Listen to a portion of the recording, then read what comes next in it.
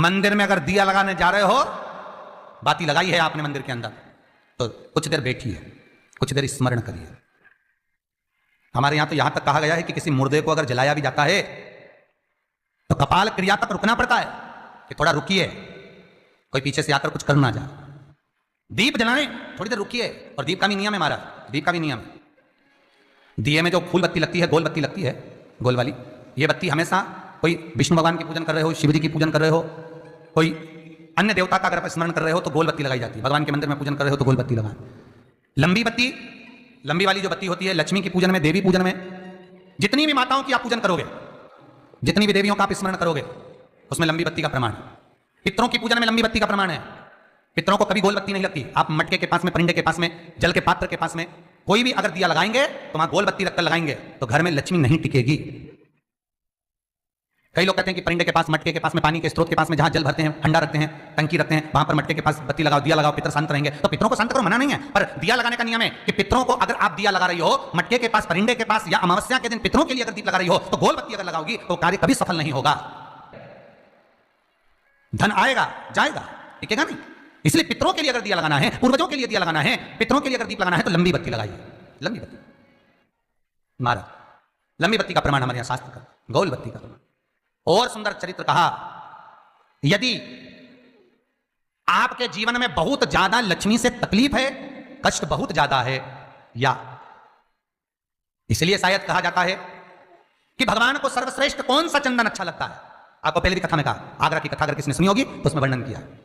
भगवान को सर्वश्रेष्ठ चंदन कौन सा, भगवान को सर्वश्रेष्ठ चंदन कौन सा प्रिय है? वो कौन सा चंदन है जो भगवान विष्णु को लगाएं, राम को लगाएं, कृष्ण को लगाएं? वो कौन सा चंदन है जो श्री हरि को लगाया जाए? तो जीते जी भगवान विष्णु एक बार गले लगाते हैं, उसको कहते हैं हरि चंदन।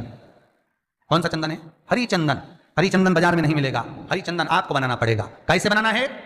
तुलसी जब सूख जाए उसकी जड़ को निकाल लिया जाए, वो जड़ को पानी में धो लिया जाए, धोने के बाद उसको सिलवट्टे पर, पत्थर पर घिसा जाए, और घिसकर उसमें थोड़ा सा कुंकू, रोली डालकर तैयार कर कर जो भगवान विष्णु के मस्तक पर, कृष्ण राम के मस्तक पर लगा देते हैं, और उसकी एक बिंदी अपने हृदय पे लगा लेते हैं। जीते जी भगवान एक बार उसको गले लगाते ही हैं।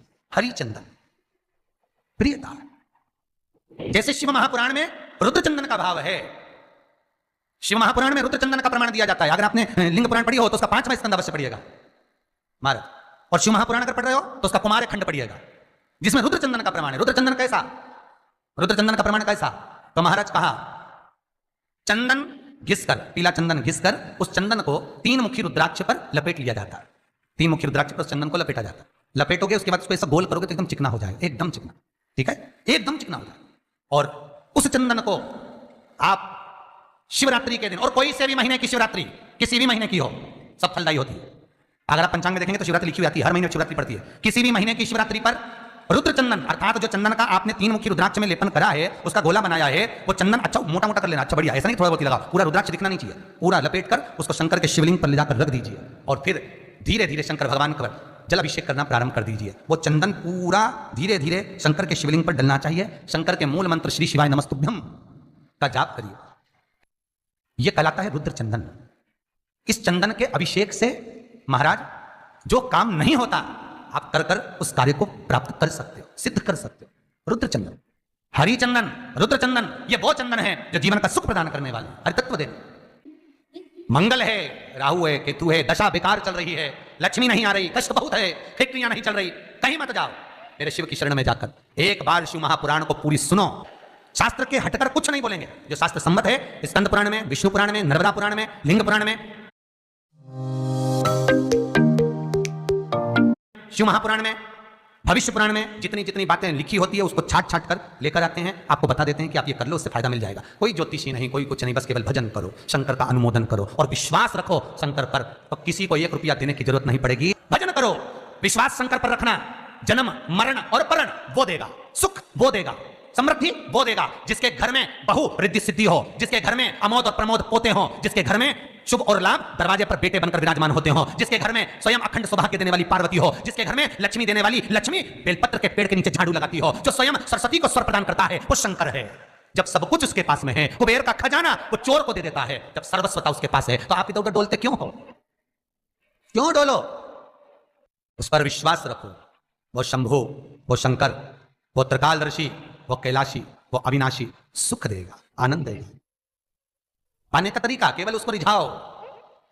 जो मंदिर आपसे दूर हो, जिस मंदिर में कोई नहीं जाता, जिस मंदिर में कोई दिया तक नहीं लगाता, उस मंदिर में तुम जाओ और उस मंदिर में एक दिन जाकर प्रकाश करकर आना, एक बार दिया जलाकर आना, मंदिर की सफाई कर आना, शंकर जी पे जल चढ़ाकर उनको स्नान कराकर, कोई पत्ती पेड़ पौधे के पास में तोड़ के चढ़ाया आना। 2-4 बार कर देखना कितना शांति, कितना धीरज, कितना आनंद, कितनी समृद्धि, कितनी लक्ष्मी मिलती है। तुम करोगे तुम्हारा पेट भराएगा, हम करेंगे हमारा पेट भराएगा। स्वयं करिए। तो ब्रह्मलोक के देवता ब्रह्मा हैं, वैकुंठ के देवता भगवान विष्णु हैं, और मृत्यु लोक का अगर कोई देव है तो वो महादेव है, केवल शंकर, केवल शिव, मृत्यु लोक का देव। अभी एक विचार करो, तुम्हारे घर में अगर थोड़ी सी तकलीफ आई तो सबसे पहले अमेरिका में लड़का रह रहा वो आएगा क्या? पूना में बच्चे दे रहे हैं वो आएंगे क्या? इंदौर में बेटी दे रही वो आएगी क्या? उज्जैन में कोई दे रहा है वो आएगा क्या? सबसे पहले वो आएगा जो तुम्हारे घर के पास होगा या घर के करीब में होगा, बिल्कुल लगा हुआ होगा या घर में होगा। अब आप कहां रहते हो? जितने लोग कथा सुन रहे हैं सही बताना, कहां रहते हो? पृथ्वी पर, मृत्यु लोक में रहते हो। और पुकार किसको रहे हो? ब्रह्मलोक में। पुकार किसको रहे हो? वैकुंठ लोक में। पुकार किसको रहे हो? इंद्रलोक में। और जो घर के घर में रह रहा है, जो तुम्हारे पास में रह रहा है, जो मृत्यु लोक में रह रहा है, उसको तो बुलाई दे रहा। कई लोग कहते हैं मृत्यु लोक। कई लोगों की आदत है, पड़ोसन को तो खूब चाय पिलाएंगे, पड़ोसन की काकी के तो